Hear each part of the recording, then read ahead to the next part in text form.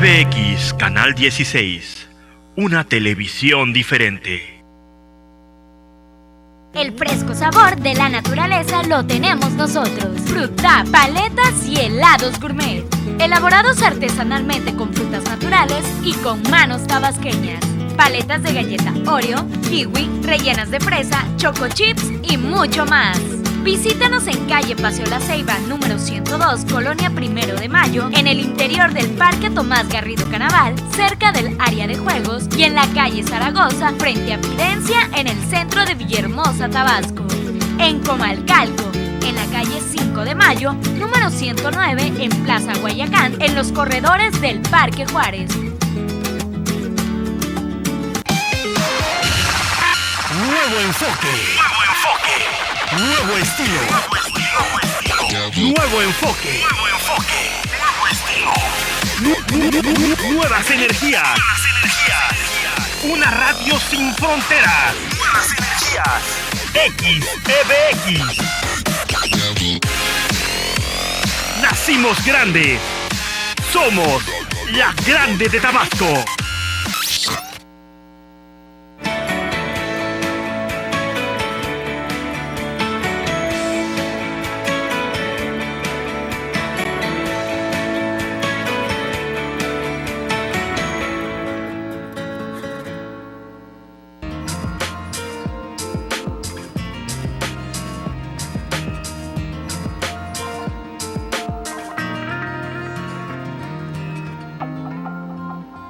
Cualquier opinión o información transmitida refleja el punto de vista de quien la emite y no de esta emisora.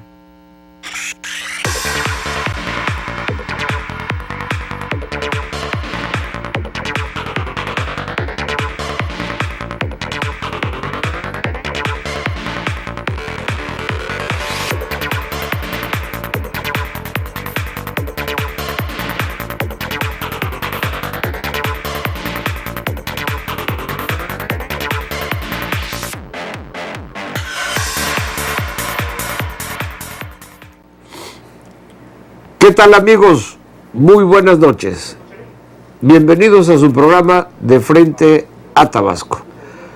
Como todos los lunes y jueves, este programa se transmite en vivo y usted puede verlo a través de nuestra página de internet www.canaltvx.com. El día de mañana, a través de las repeticiones de este programa en radio, en el 89.7 de FM y a través de nuestra página a las 12 del día y a través de nuestra página de internet de radio www.xbx.com. Quiero saludar a nuestros analistas habituales y agradecerles su presencia, empezando por el licenciado Feliciano Calzada Padrón. Muy buenas noches, licenciado. Buenas noches, ingeniero. Muchas gracias por seguir aquí con nosotros. Lo mismo con nuestro amigo el licenciado Uldarico Canto Taracena. Buenas noches. Muy buenas noches, Uldarico. Bien, amigos, pues podríamos empezar, ya que Tabasco ha tenido en su historia realmente verdaderos avances antes que el resto de la República con respecto a una historia liberal del estado de Tabasco, que podríamos remontarnos, por ejemplo, a la época de Tomás Garrido Canaval. Y venía cuento porque el día de ayer se celebró en muchos países del mundo el Día Internacional de la Mujer, que aprovechamos desde este momento, y aunque sea atrasadas, pues unas felicitaciones a todas las mujeres de nuestro país. Decíamos, la ONU en 1975 declara el 8 de marzo como Día Internacional de la Mujer, que ya se venía luchando. Bueno, hay casos incluso en la historia, desde la historia remota, de casos de mujeres que luchaban por esta igualdad, precisamente en el campo político, principalmente, pero es en la que la ONU declara el 8 de marzo Día Internacional de la Mujer en 1975.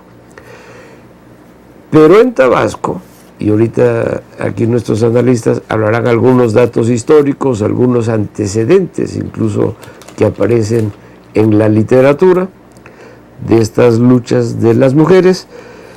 Pero a mí lo que quisiera yo remarcar muy bien es que el voto de la mujer se da en nuestro país en 1953, siendo presidente de la República Adolfo López Mateos. Ruiz Cortines, siendo presidente Adolfo Ruiz Cortines en 1953. Pero aquí en Tabasco tenemos un antecedente, siendo gobernador Tomás Garrido Canaval, se le da ese privilegio a las mujeres, marcando así el estado de Tabasco un paso adelante, a la vanguardia en estos asuntos de libertad y de igualdad. Licenciado Feliciano Calzada, ¿qué podemos hablar tanto de los antecedentes a nivel mundial para celebrar a la mujer, como este importantísimo caso, me parece a mí, que Tabasco haya sido el primer lugar de nuestra república, incluso antes que se decretara a nivel nacional el voto, se le otorgara el voto a la mujer, aquí en Tabasco ya lo ejercía? Sí, el señalamiento que el general Lázaro Cárdenas hace en Tabasco en plena campaña presidencial de que Tabasco es la laboratorio de la revolución, sencillamente no se estaba refiriendo a la revolución armada, sino a la revolución que Tomás Garrido Canaval estaba haciendo en el Estado. Entre ellos el voto de la mujer, la participación de las mujeres en reuniones de trabajo, en asambleas, la famosa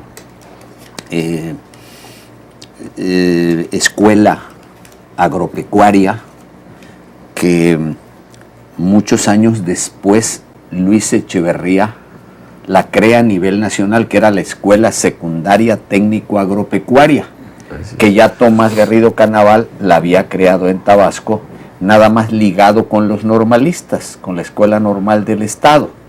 Para ser estudiante de la normal, para recibirse y prepararse como profesor, había también que estar en la Escuela de la Granja, donde tengo entendido que había un internado, donde les enseñaban cultivos modernos avanzados, donde les enseñaban cuestiones agropecuarias también de un gran nivel. También las asociaciones de artesanos, de obreros, de productores. No olvidemos que la ganadería aquella, que ya casi, cuando menos la organización desapareció, pero la ganadería que le dio fama nacional e internacional a Tabasco fue gracias a don Tomás Garrido Canaval. Él traía sementales de los Estados Unidos y se los entregaba a los productores. Y era lo mismo sementales bovinos que equinos. Y cebús. El cebú es el bovino que trae de preferencia, que es el que se adapta y se aclimata muy bien en el estado. También trae caballos finos y se los empiezan a dar a los municipios siempre con la consigna: la próxima vez que yo venga y encuentre un animal degenerado, se le va a dar muerte. Quiere decir entonces porque no hubiesen aprovechado realmente y a toda cabalidad los sementales que él traía. Pero desarrollamos una ganadería que nos adelantamos a Chiapas, a Campeche, ¿no?, al propio Veracruz. Entonces, y esa ganadería fue precisamente como un acto de esa revolución que señaló el general Cárdenas, de que Tabasco era el laboratorio de la revolución. Dicen que cuando ve desfilar a miles de jóvenes camisas rojas, es cuando él hace el señalamiento, el general Cárdenas. Pero no hizo el señalamiento porque se refiriera a que los jóvenes se estaban preparando para la guerra o para la revolución, ¿no? Él ya traía los antecedentes porque Tomás Garrido se los había mostrado. Entonces sí era una revolución en su gobierno lo que estaba haciendo el licenciado Tomás Garrido Canaval, y en esa es donde mete también el apoyo para las mujeres. Pasan los años y es hasta 1953, como ya tú lo dijiste, en la época del Adolfo Ruiz Cortines, el que se le da ya el voto universal a las mujeres. Sí, muy bien.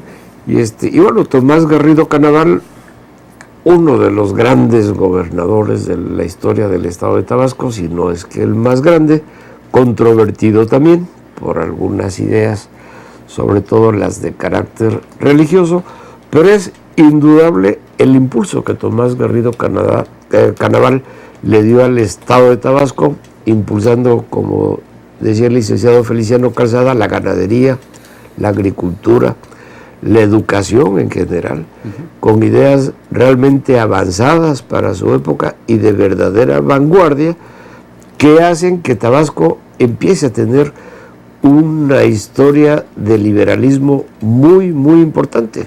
Y un desarrollo económico. Y un desarrollo económico importantísimo. Bueno, Tomás Garrido Canaval, precisamente por todo lo que estaba comentando el licenciado Feliciano Calzada, hace por primera vez las exposiciones, que era precisamente para mostrar los avances en agricultura y en ganadería y en artesanía del estado de Tabasco.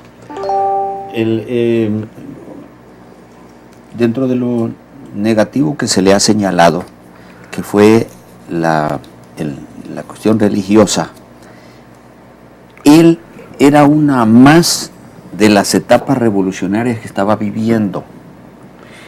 No fue el único en el país. Era el gobierno de la República el que estaba persiguiendo, atacando al clero. ¿Por qué razón?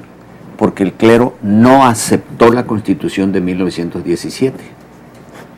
Si tomamos en cuenta que Garrido entra en 1920, del 20 al 35 es la etapa en que se desarrolla el garridismo en el Estado. En 1920, todavía en 23 y en el 24, es el intento de asesinato de Obregón. Son los fusilamientos del sacerdote aquel Pío ¿qué? Y al mismo tiempo fue el levantamiento guerrillero en Jalisco y en Michoacán, en el centro del país, en contra de la Constitución. Ahí hace poco presentaron una película norteamericana en la que aparece el sacerdote que realmente el gobierno federal y el gobierno del estado es el que ataca a los ciudadanos por su creencia. Eso era absolutamente falso. Entonces, esa película norteamericana, que no tuvo ningún éxito aquí, ni creo que la haya tenido en ninguna parte, es un cambio de la realidad que vivimos en nuestro país. Es decir, en la película aparece que el pueblo se ve obligado a defenderse porque sus mujeres y sus hijos, el propio sacristán, el propio sacerdote, son atropellados impunemente y sin ningún motivo. Cuando en realidad el que empuña las armas, primero empuña la lengua, es el clero, para oponerse a la Constitución de 1917. Pero no se dice que todo el siglo XIX Europa había combatido al clero también. Claro. ¿No? ¿Por qué? Porque el Papa llegó un momento durante 10 siglos que llegó a tener sus propios ejércitos, llegó a tener sus propios reinados, quitaba y ponía reyes. El primero que rompe eso es precisamente Napoleón Bonaparte. Cuando el Papa viene, o el representante del Papa viene a ponerle la corona, y cuando se la va a poner, como era costumbre de siglos, Napoleón se la arrebata y se la pone él, porque él estaba ahí por él, no por el Papa, ¿no? Entonces, ya varios países se habían independizado, inclusive cuando se va a descubrir América, fíjate qué incongruencia, los reyes católicos Fernando e Isabel se independizan de Roma en cuestión de los tributos que había que pagarle. Y en los 3 años de dominación española en México, la Iglesia Católica Mexicana, que no era manejada por ningún mexicano, sino por los españoles, pagaba su lealtad al papado de Roma, mientras que España ya no le daba absolutamente ningún recurso. Entonces, de ahí viene 1857 con las leyes de reforma y empiezan a quitarle al clero a todo aquello donde él participaba, desde el registro civil, el registro público de la propiedad, los panteones, es decir, toda esa relación, los nacimientos y las defunciones, era la iglesia el que los controlaba y por todo cobraba. La entidad más rica durante los 3 siglos de dominación en México fue la iglesia. Y en el siglo XVII, con la independencia de México, el poderío de la iglesia es terrible. El general Porfirio Díaz no hace nada por aplicar las leyes de reforma y deja el dejar hacer, el dejar pasar. Por eso la Constitución de 1917 ya es muy enérgica y muy estricta, ¿no? Y ahí es donde el clero mexicano ataca la Constitución y le prohíbe a todos los católicos del país, que eran el 95%, que no respetaran la Constitución. Y el Papa desde Roma manda una bula en la que invita y ratifica lo que los obispos dijeron en México, que nadie respetara la Constitución, y declara a México enemigo de Dios, ya no de la iglesia, sino de Dios directamente, para no intermediar, ¿verdad? Sí, así Entonces, es. eso es lo que hace Tomás Garrido Canaval, poner orden, lo que en siglos Europa había hecho, combatido a la iglesia, pero además combate a la iglesia. De ahí inclusive se da un fenómeno, más que fenómeno, un principio de derecho constitucional, que es la división de poderes. Cuando el rey gana a los señores feudales, que son de su territorio, pero que se le enfrentan al rey y le piden, y el rey siempre tiene que dar concesiones, cuando lucha con la guerra contra los señores feudales, aquellos que no le rendían pleitesía al rey, y los somete, en ese momento se va contra la iglesia. Y en el campo de batalla gana a la iglesia el rey, el primer rey y luego el segundo rey, y ahí se va. Y es cuando desaparece el poderío extraordinario que en Europa tenía el papado. Entonces, con Porfirio Díaz se dan las cosas, alá y se dan. Ya sabemos cómo 800 familias eran las dueñas del 80% del territorio nacional.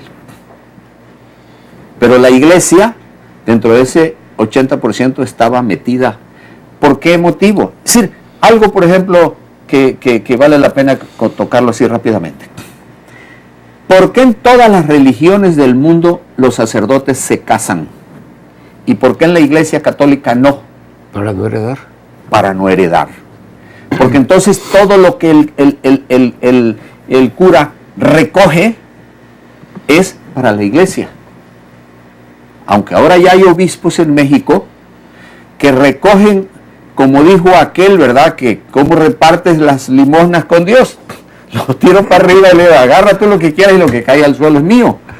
A eso hacen algunos obispos de México, que son archimillonarios en dólares y no en favor de la iglesia. Están metidos en los negocios con el gobierno y con la iniciativa privada. Entonces, eso es lo que la Constitución de 1917 pone en su lugar, y ahí es cuando el clero se levanta y el Papa emite la bula en la que declara al Estado mexicano fuera de la ley por ser enemigo de Dios. Y le pide a los católicos no respetar la Constitución. No respetar la Constitución. Y se arma, y compra armas, y arma a las gentes, ¿no? Claro, y por eso la famosa cristiada, aquí en México, esta guerra patrocinada por la Iglesia Católica, por el clero, de aquí de México, precisamente para defender lo que la Iglesia Católica en México creía que eran sus propios derechos y sus propios bienes, y obviamente aquí en Tabasco, Garrido a lo que realmente se opone es al fanatismo, claro, que era lo que más, el arma más poderosa de la Iglesia Católica, ¿no?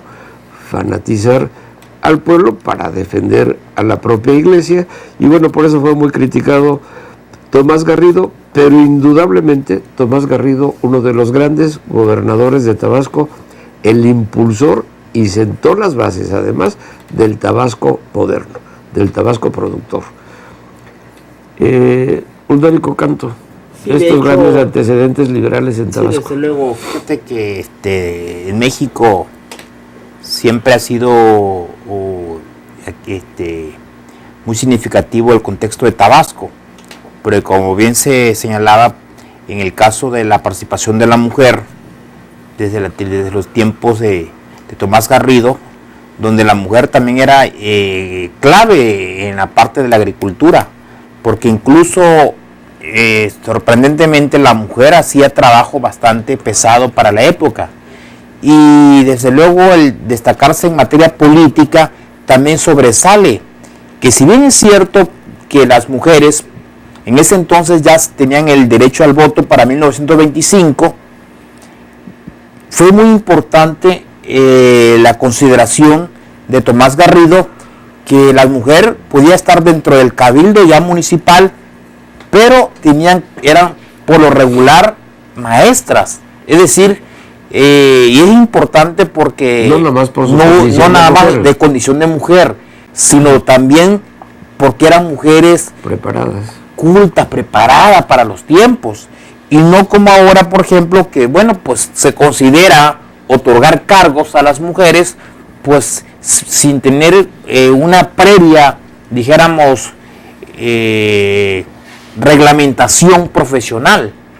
Hoy, desde luego, yo creo que es muy significativo para los tiempos actuales lo que vive México, sobre todo en este momento histórico donde la reforma política electoral que emitió el año pasado el gobierno de Peña Nieto, donde concede el 50% de espacios de elección popular a las mujeres, bueno, pues juegan un papel muy importante, porque de ahora en adelante los partidos políticos están obligados por ley que tendrán que conceder ese 50% de las candidaturas tanto federales como locales, pero incluso se acaba de dictaminar que en los cabildos municipales no tan solo se congrega a las presidencias, a los distritos, en las diputaciones, sino también en la participación de las regidurías. Por eso creo que las mujeres van a jugar un papel muy significativo para los próximos años, donde, bueno, ya hay un antecedente que en este país han habido 6 gobernadoras desde la época del 75 con la maestra que fue en Colima. Una mujer brillantísima. Sí, una maestra sí, ahorita voy a recordar el nombre, y donde pues, finalmente las mujeres creo que han venido jugando un papel muy importante. Griselda Ponce de León, sí, es la mujer que estaba recordando. Entonces, el papel no tan solo que ya viene jugando la mujer, fíjate, en todos los campos, tanto en lo profesional como también en la parte empresarial, pero también, por ejemplo, ahí va nuestra admiración, porque las mujeres han venido jugando también en las estadísticas algo muy brillante. No tan solo son la mayoría en este país, sino incluso también como responsables ahorita de jefes de hogares. Es decir, hemos ido avanzando donde se tenía el predominio el hombre como jefe del hogar. Hoy estamos viendo que ya tenemos prácticamente casi el 34%, donde las mujeres son, a la vez que son madres, son padres del hogar. Y yo creo que ahí también es muy significativo el rol que se está jugando en los tiempos, para que yo creo que en términos general se le da un reconocimiento por parte de los tiempos actuales, donde, bueno, pues vamos a ver que la competencia en términos general, porque en los deportes, cultura, el arte, en todos los terrenos, y hoy la política, bueno, pues ya la mujer será clave en los sucesos venideros de los próximos años, porque van a jugar seguramente un papel diferente. Tendremos más mujeres gobernantes, más mujeres en los congresos, y vamos a ver cómo va a cambiar el contexto general de las propuestas legislativas y cómo va a cambiar también el papel en términos de la gobernabilidad de este país, tanto en los estados como en los municipios, donde las mujeres puedan ya tener esa posibilidad de poder tener sus puntos de vista, no tan solo en la discusión y en la lucha que venían, sino, bueno, vamos a verlo ya prácticamente en los hechos concretos. Por eso nuestro reconocimiento a las mujeres, y desde luego ojalá y también se reflejen en tener esa posibilidad mujeres que puedan lograr ser cada vez más brillante, para que, bueno, pues el reconocimiento que se le da en estos derechos pues sea también significativo en términos general, ¿no? Ok, sí, muy bien, Uldarico. Estábamos haciendo, ahorita sacando cuentas de, por ejemplo, cuántas mujeres han sido presidentas municipales en Tabasco. Recordamos, por supuesto, a Gladys Cano Conde en Teapa, a Gina Trujillo Centella en Villahermosa, actualmente Elda Yergo también en Teapa, y en Tacotalpa hubo una mujer, Alicia, no recuerdo el nombre, pero también. Es decir, en Teapa es el único municipio donde han habido 2 mujeres, y en los demás no se ha dado, ¿no? Sí, hemos tenido, sí, cierto número de mujeres diputadas, pero en términos de gobernabilidad de administraciones municipales, pues solamente son las únicas, ¿no? Muy bien, pues también un reconocimiento a ellas, ¿no? Gladys Cano, Gina Trujillo, Elda Yergo, Alicia, que se nos olvida su apellido, que fue presidenta de Tacotalpa, Lance, efectivamente, Alicia Lance, efectivamente, pues un reconocimiento también para ellas, porque de alguna manera son parte de la historia política del estado de Tabasco, y sobre todo de la lucha de la mujer aquí en Tabasco, y cómo ha ido conquistando, como tú decías, Uldarico, cada vez más espacios políticos y más cargos en la vida pública del estado de Tabasco. Y bueno, simplemente quisimos hacer un recuento del Día Internacional de la Mujer, pero eso nos llevó precisamente a recordar un poco de la historia en Tabasco, que aquí, por ejemplo, se le dio por primera vez el voto a la mujer en la época de Tomás Garrido Canoval. Sí, importante, porque a nivel nacional, como ya se hizo ahí hincapié, mientras que a nivel nacional en 1953 era el escándalo, porque ya la mujer tenía derecho a votar, pues ya comentábamos que aquí en Tabasco, pues en 1925 la mujer tenía ese derecho, y que inclusive se disputa también con Yucatán, porque para la época en que gobernaba también Carrillo Puerto, pues se le concedió también el derecho a las mujeres. Claro, y es que también podríamos recordar que precisamente el sureste, por estar geográficamente incomunicado con el resto del país, aquí realmente la lucha revolucionaria no se dio como tal. Es decir, hubieron escaramuzas, hubieron cosas, pero en el sureste de la República, precisamente de Tabasco hasta Yucatán, es más bien una revolución de tipo intelectual, con ideas muy avanzadas para la época. Acuérdate que para comunicarse, por ejemplo, de Tabasco ir a la Ciudad de México había que tomar un barco en frontera que te llevara a Veracruz y de Veracruz ir por carretera a la Ciudad de México. Había que tomar un barco para ir a frontera. Y un barco para ir a frontera. Así es. Entonces, la comunicación terrestre, pues obviamente estaba incomunicado el sureste de México. Por eso es que embargo, aquí también en el sureste. La historia jugó importante en Tabasco con la famosa Malinche. Claro. Sí. Bueno, claro. Comunicante. Claro. Es, por ejemplo, otro ejemplo sobresaliente de la mujer tabasqueña, por ejemplo. Claro. ¿No?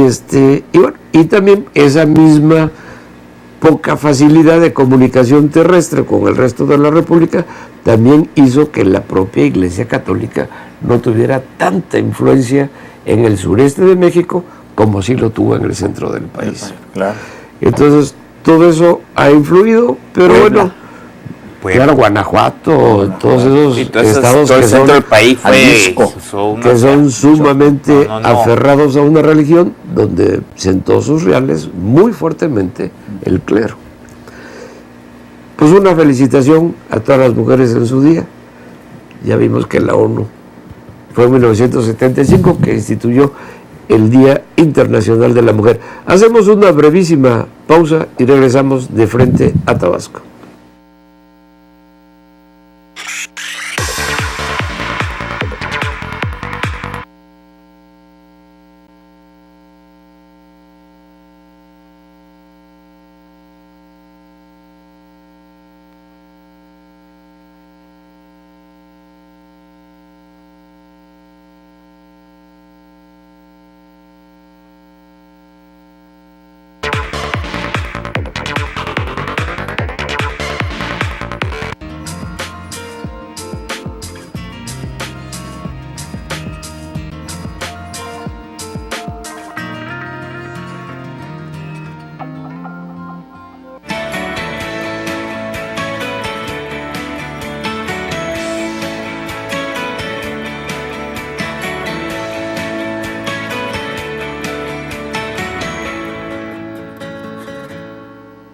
El fresco sabor de la naturaleza lo tenemos nosotros. Fruta, paletas y helados gourmet. Elaborados artesanalmente con frutas naturales y con manos tabasqueñas. Paletas de galleta Oreo, kiwi, rellenas de fresa, choco chips y mucho más. Visítanos en calle Paseo La Ceiba, número 102, Colonia Primero de Mayo, en el interior del Parque Tomás Garrido Canaval, cerca del área de juegos, y en la calle Zaragoza, frente a Fidencia, en el centro de Villahermosa, Tabasco. En Comalcalco, en la calle 5 de Mayo, número 109, en Plaza Guayacán, en los corredores del Parque Juárez. 89.7 La Grande FM. La Grande FM. La radio que despierta tus emociones. La radio que despierta tus emociones. La radio que despierta tus emociones. Y va más allá de tu imaginación. Comunicación total. La única radio en Tabasco que está donde tú estás. La Grande FM es tu radio. Nuevo enfoque. Nuevo estilo. Nuevo enfoque. Nuevas energías. Una radio sin fronteras. Nuevas energías. XEBX. Nacimos grandes. Somos la Grande de Tabasco.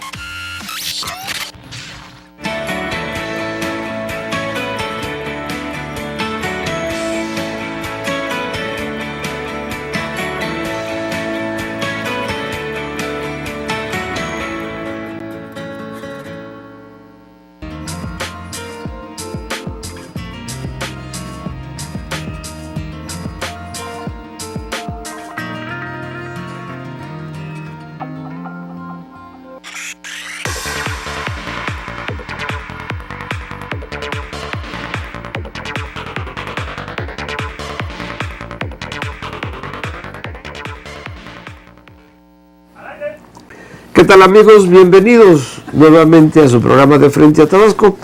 En este nuevo segmento quisiéramos tocar uno de los puntos que han levantado mucha ámpula a nivel nacional por lo delicado del tema.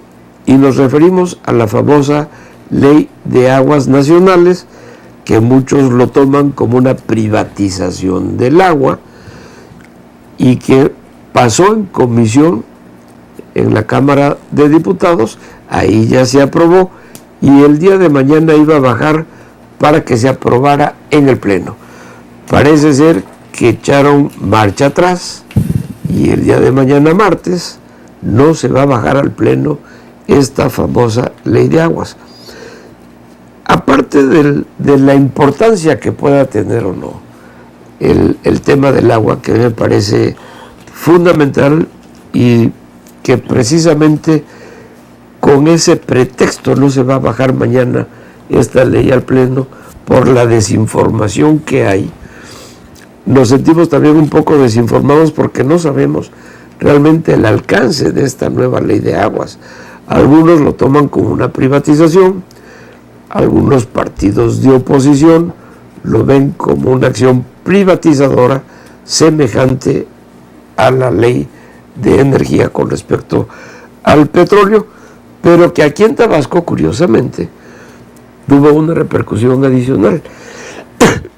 Y me refiero a que uno de los candidatos o precandidatos a la presidencia de Villahermosa por el PRD es precisamente Gerardo Gaudiano, quien es presidente de la Comisión de Aguas en la Cámara de Diputados. Se presenta una controversia aquí en Tabasco porque el delegado del PRD lo mencionó ya como el candidato del PRD a la presidencia de Villahermosa. El otro principal contrincante, Juan Manuel Fósil, obviamente se opone y dice que se tienen que ir hasta las encuestas, y no solo eso, sino que pide que se saque del proceso aquí en Tabasco al delegado del PRD.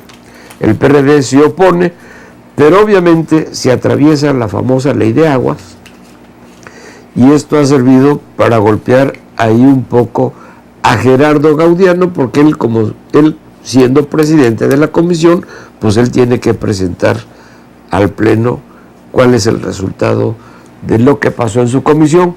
Él alega que él votó en contra, y sin embargo sí dice que todos los demás diputados votaron a favor, entre ellos el de Nelly Vargas, que parece ser que también va a ser precandidata ahí de algún partido o Ciudadano. Sus pretensiones. Nelly Vargas es ya casi candidata al municipio del centro por Movimiento Ciudadano, pero que esta famosa ley del agua también le pega a ella, porque ya Gerardo Gaudiano la acusó de que ella sí votó a favor de esta controvertida ley de aguas, y entonces, bueno, pues yo creo que pero es igual, el porque proyecto no es... ahí yo no sé cuál sea la controversia desde el punto de vista de que no reconozca su firma.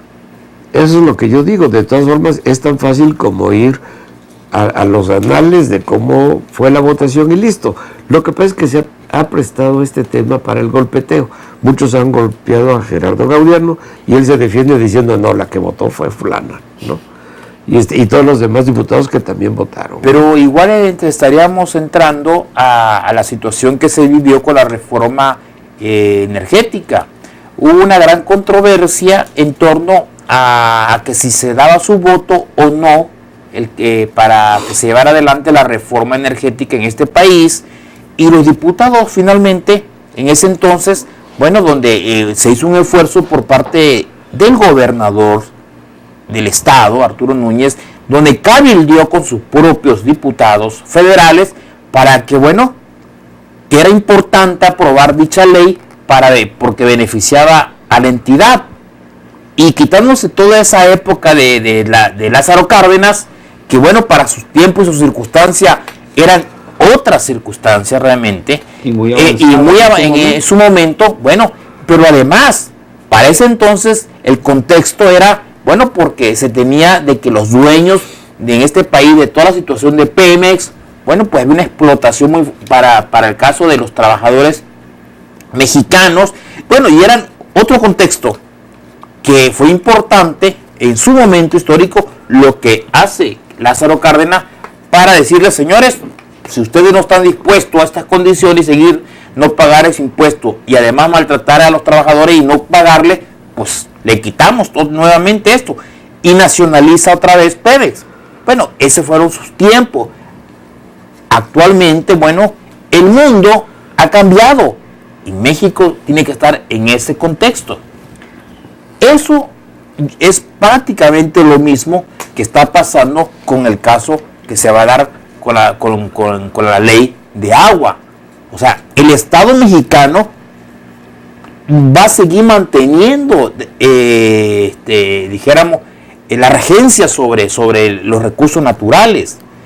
Simplemente, bueno, pues ya se van a dar, dijéramos, se va a permitir la inversión privada en el trasvase, por ejemplo, de agua, como sucede ahora para llevar a Monterrey. Claro. Y de Veracruz, que está llevando hasta ahí. Hasta Monterrey, es decir, ¿no?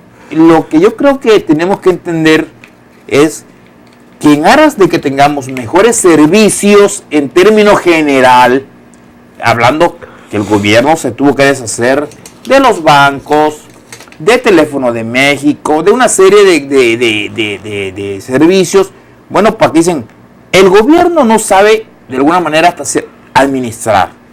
¿Por qué? Porque ha sido sinónimo de corrupción y ha sido sinónimo de una serie de los que se le ha golpeado tanto.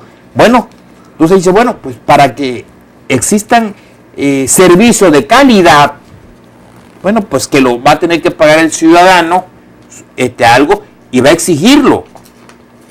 Eso ha obligado a que una serie de leyes se vayan tratando en este país de actualizar acorde a los tiempos que vivimos. Y seguramente el caso de la ley de agua se va a discutir, pero no podemos disociarnos de que, bueno, pues en este país desde hace años nosotros venimos comprando ya el agua, y el agua no nos la regala.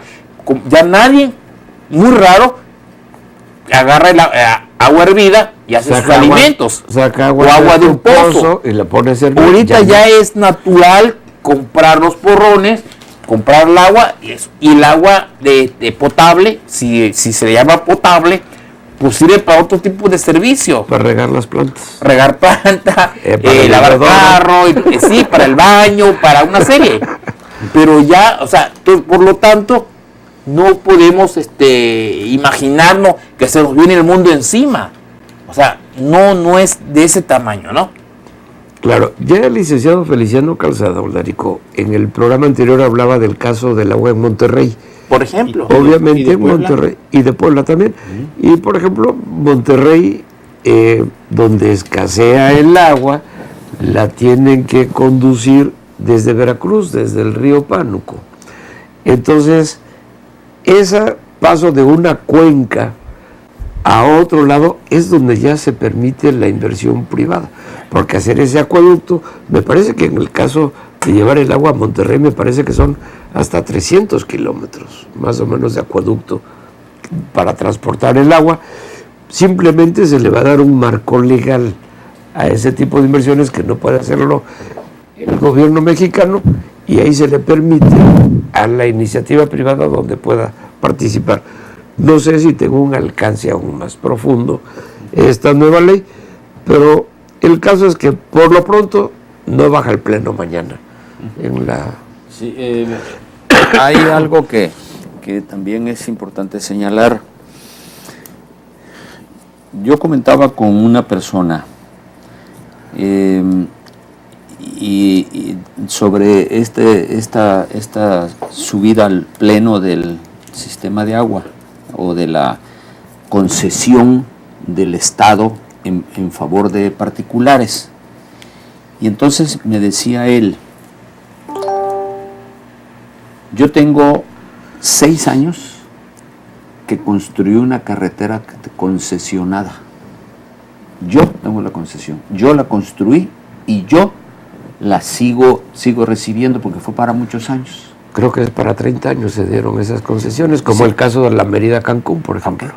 Dice, yo no tengo absolutamente nada que ver con la caseta de cobro. El gobierno cobra y cada determinado tiempo me paga a mí. Sacan cuentas. Hagan cuenta. Bueno. Pero tengo un reconocimiento del presidente Calderón de su último año por ser la carretera número 1 mejor, de mayor mantenimiento en este país, la que yo tengo concesionada. Y me acaba de otorgar Enrique Peña Nieto la misma carta en la que ratifican lo que Calderón dijo, de que es la mejor carretera. Yo la construí y yo le doy mantenimiento. Y yo no sé cuánto cobran, ni me importa. A mí cada año me están pagando mis dividendos. Una carretera que con toda seguridad el gobierno no podría construirla por falta del recurso económico. Exactamente. Sí. Por eso se tiene que concesionar a ciertos particulares, pero eso no quiere decir que se esté privatizando nada, ¿no? Por eso es que en Nuevo León no existe el PRD. Porque si hubiera PRD en Nuevo León, estaría a favor de la privatización. Claro.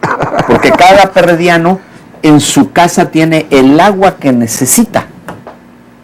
Porque ahí no hay aquello. El sistema de agua potable de Monterrey es particular. Es una concesión del gobierno.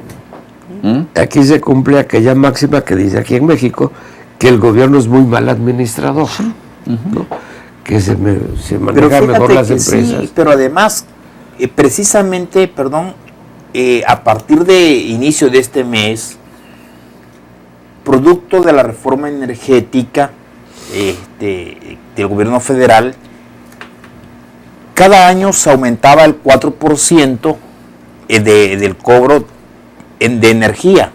A partir del 1 de marzo ya inicia y se bajó el 2%. Ya no va a aumentar. Sin embargo, bajó 2% el cobro que se está haciendo a la tarifa eléctrica. Y eso es importante porque además, exactamente el día de ayer, el presidente Peña Nieto obligó o le está pidiendo cuenta a todos los secretarios del gabinete para que rindan cuenta el impacto que han tenido todas las reformas del año pasado, para que se reflejen, si las reformas que se llevaron adelante en educación, en telecomunicación y todo eso, han servido para algo. Y pues ahí vamos a ver el caso, por ejemplo, de las telecomunicaciones, por decir un ejemplo, que después que se había una serie de oposición, pues ya ahorita todos los hospitales, todas las escuelas, todos los parques públicos tendrán acceso directo y gratuito a Internet. Es decir, ya no va a haber un joven en este país que pueda decir que porque no tiene dinero, pues no tiene acceso a entrar a Internet. Se pueda ir a un parque o en su propia escuela y gozar de producto de esta reforma que se dio al respecto. Se supone que en todas las plazas públicas habrá Internet gratuito de inalámbrico. Estaríamos hablando de igual manera con todas las reformas que se han dado. Ciertamente, los mexicanos tenemos que seguir luchando y combatiendo, que es lo que de una u otra forma nos conviene. No se trata de concesiones gratuitas. Tenemos que cuidar nuestro patrimonio nacional. Y yo creo que en el caso de esta ley de agua, es importante que se siga discutiendo, que se siga ampliando la información, pero que yo creo que no podemos cerrarnos a nuestra realidad. Tenemos que, de manera inteligente, tenemos que lograr entendernos entre todos para ver qué es lo que le conviene a este país. Para que sin ninguna discusión, digamos, esto es lo que vamos a avanzar. Y que no caigamos, por ejemplo, de manera poco política, como el caso de este joven Gaudiano, que por un lado firma y por el otro lado niega. No, doy con una mano, pero con la otra la estoy negando. No, yo creo que es de seres pensante el reconocer si se firmó o no se firmó ese documento.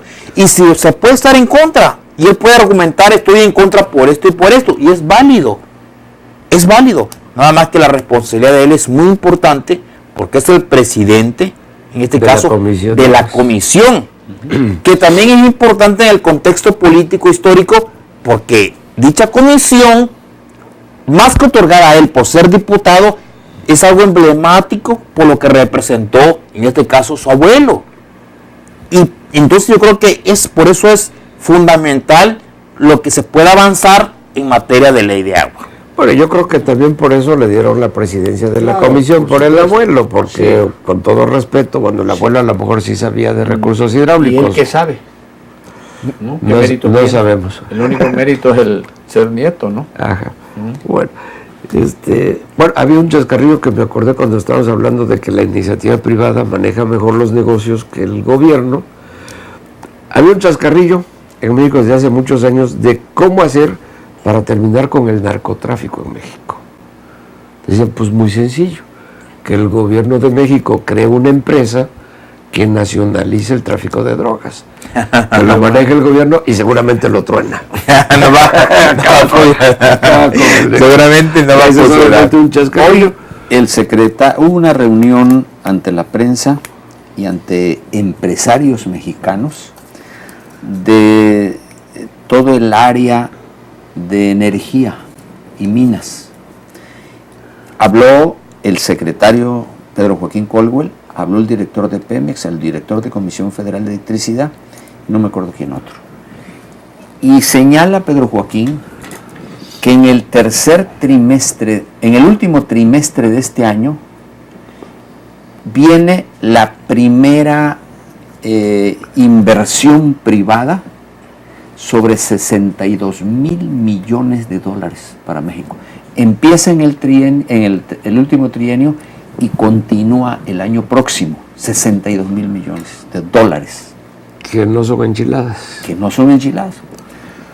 Señala también que independientemente de eso, ya han caído un contrato sobre gas de 12 mil millones de dólares en el norte y 2 contratos que ahorita se están manejando ya aquí en la región sur-sureste, que es sobre 6 mil millones de dólares.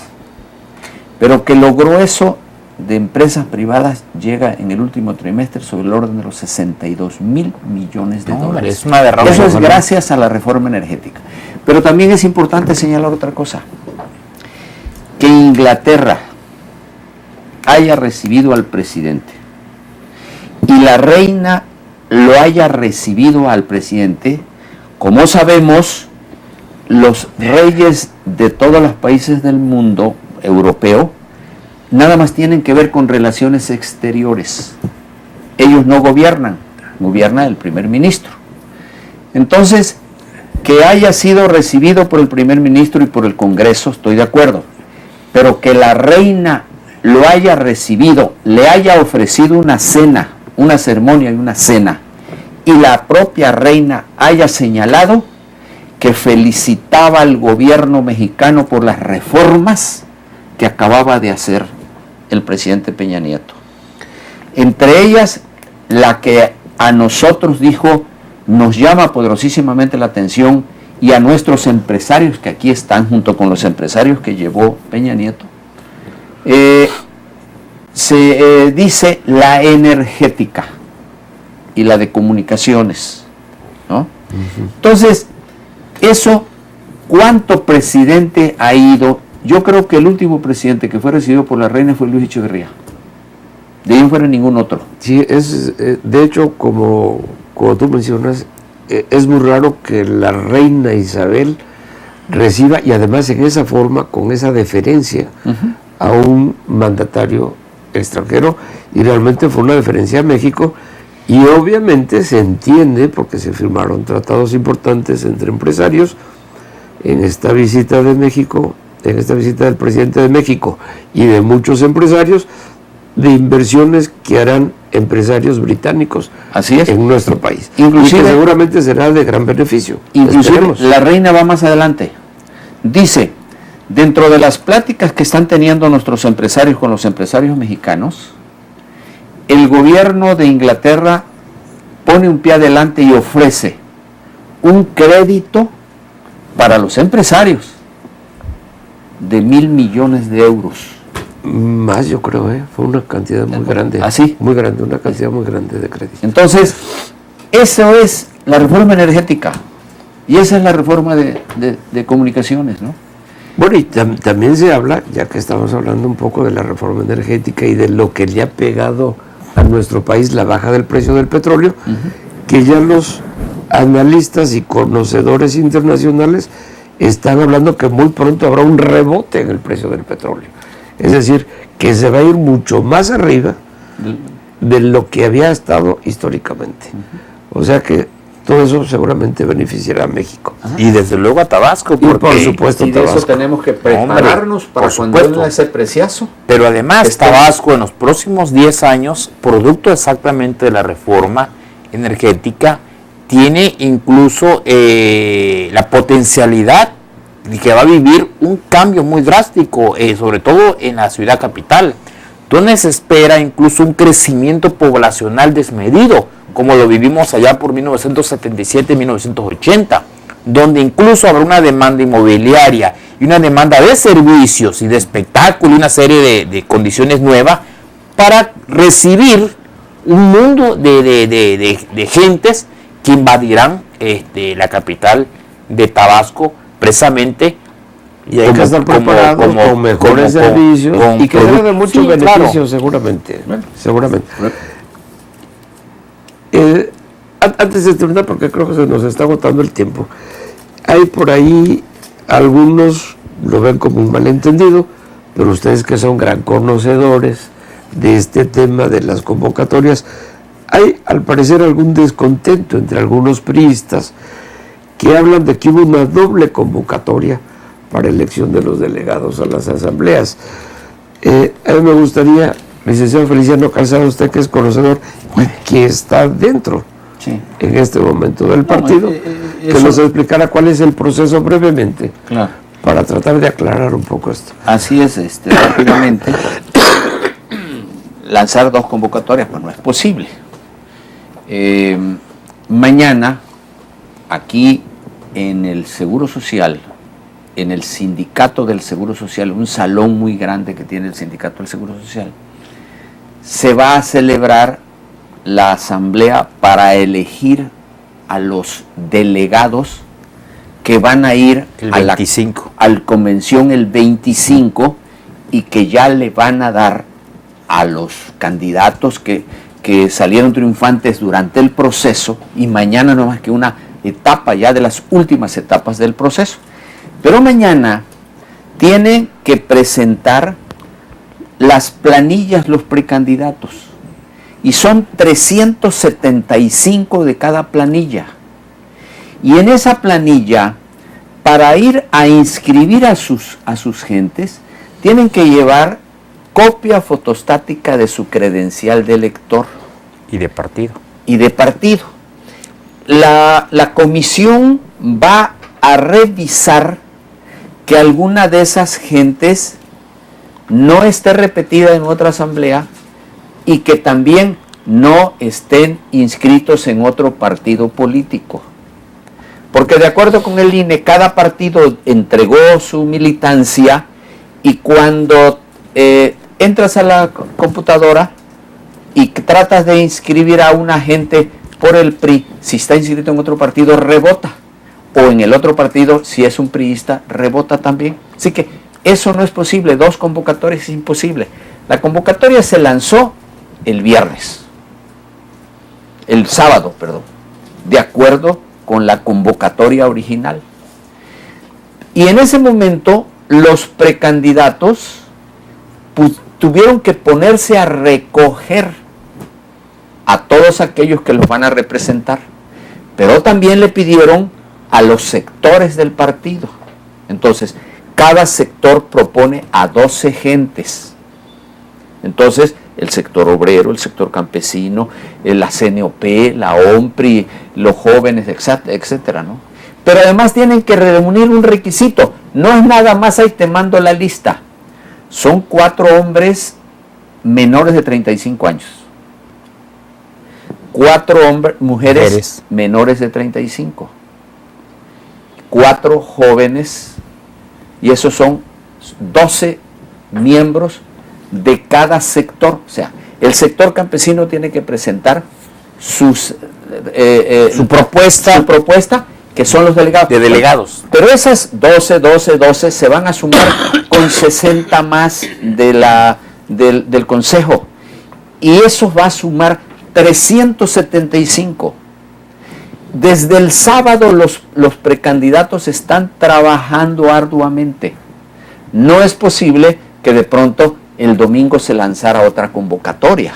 Claro, es que ahí la confusión está. Pero además la convocatoria es la misma y está apoyada por el INE. Que las dirigencias municipales lanzaron una convocatoria y que ahora el comité estatal lanza otra convocatoria. Ahí es donde está la primer convocatoria, la discordancia. La primera convocatoria fue sobre todo para que aquellos miembros del PRI que decidan o que reúnan los requisitos para ser precandidatos a diputados y a presidentes se presentaran en tiempo y forma, reuniendo ciertos requisitos para solicitar que desean ser candidatos por el PRI. Y hasta ahí. Después que se llevó toda esta parte, dice, bueno, se van a una convención. Y la convención está reglamentada para que digan, en esa asamblea, por ejemplo, en el caso del centro van a haber 750 delegados efectivos. Esos 750 van a elegir entre las propuestas que hay ahorita para presidente municipal, para el caso de la capital, a quien quieren que sea su candidato o su candidata para presidente, para aspirar a la presidencia municipal. Y eso es todo. Pero incluso si alguien o de los aspirantes o de los municipios tiene y puede tener fe de un documento, bueno, pues están las instancias legales para decir, aquí hay 2 convocatorias y es válido. Para eso existen instancias superiores, tanto internas como del Instituto Electoral, para que sean sancionados. Perfecto, pues muchas gracias por la aclaración. Les agradezco muchísimo al licenciado Uldarico Canto Taracena y al licenciado Feliciano Calzada, sobre todo a la audiencia que nos ha seguido en el programa. Muchas gracias por seguir con nosotros. El tiempo obviamente ya se nos agotó, pero seguramente habrán otros temas el jueves que seguiremos tratando, temas que son de interés en general para el pueblo de Tabasco, de cosas que nos suceden directamente en nuestro estado o que nos repercuten, que suceden en otros lados pero que repercuten en Tabasco, o simplemente de historia y aspectos culturales como los que hablamos el día de hoy. Soy Moisés Dagdug, a sus órdenes, y amigos, simplemente les agradecemos a la audiencia que siga con nosotros y recordarles, como siempre decimos al final de estos programas, que nosotros cada día más estamos orgullosos de seguir con la frente en alto de frente a Tabasco.